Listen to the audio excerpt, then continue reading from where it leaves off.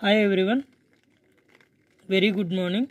ఈరోజు ఒక రెండు ఇంపార్టెంట్ అయినటువంటి క్వశ్చన్లు అయితే నేను మీ ముందుకు తీసుకొచ్చాను. అందులో ఇవి ల్యాండ్కు సంబంధించినవి, ఇనాములు వాటికి సంబంధించింది. ఒకసారి చూడండి.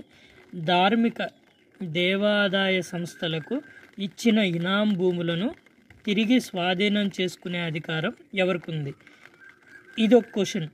ఇందులో ఏ జిల్లా కలెక్టర్కి, బి రెవెన్యూ డివిజనల్ అధికారికి ఆర్డీఓకి, సి కార్యనిర్వహణ అధికారికి, తర్వాత మండల్ రెవెన్యూ అధికారికి. ఇది ఈ క్వశ్చన్.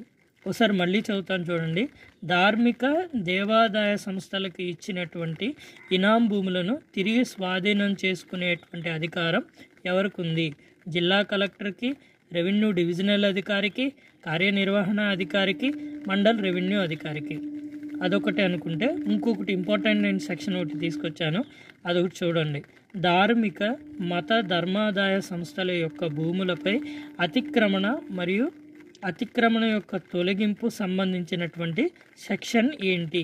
ఎవరన్నా సరే ఆక్రమించుకుంటే కనుక దేవాదాయ భూములను, వాటికి సంబంధించినటువంటి సెక్షన్ తొలగింపు, వాటిని తొలగించే సెక్షన్ ఏంటి? Section 84, section 83, section 82, section 85.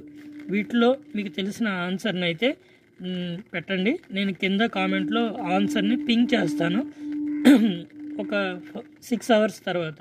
I hope మీ అందరికీ తెలిసి ఉంటుందని నేను అనుకుంటున్నాను. ఒకసారి పెట్టండి. Okay, thank you.